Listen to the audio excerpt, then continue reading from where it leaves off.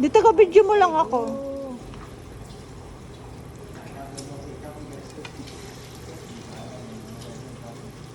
Ay, boyfriend ko yan. Hindi na ako magugutom pag ito yung pangasawa ko. Hindi talaga. Hindi ka lagi nagugutom, oh. Buyag-buyag lang.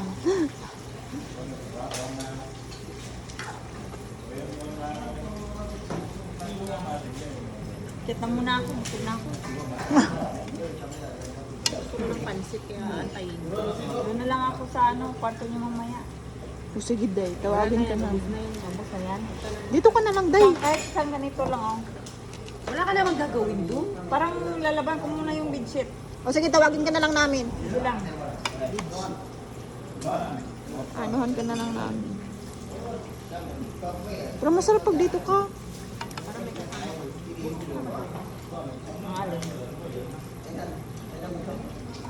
Ay, iba kasi yun. Yung ano kasi yun. Alam mo, day, kung magbi-business tayo, alam ko na talaga ng business.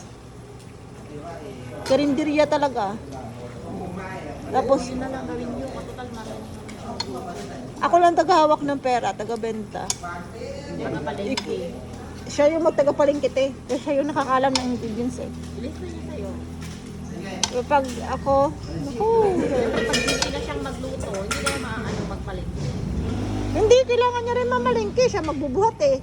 Hindi, marunong kaya nga mag-aral kang mag-drive. Kukuha kayo ng bus. Oh, Dapat independent ka rin. Paano pag ano. pag wala siya, oh. At Pag wala siya, mag-hire na lang ako ng cook. Basta sa akin yung pera. Di ba, de? kung wala lang, wala na siyang magawa. Di may tanong ako sa'yo. Lakas nila mag-bitchin na. Di may tanong ako sa'yo. Mahal mo ako? Naon, kung hindi ka mahal, hindi yan pupunta dito. Yung totoo, mahal mo ako hindi? Joke lang. Love you.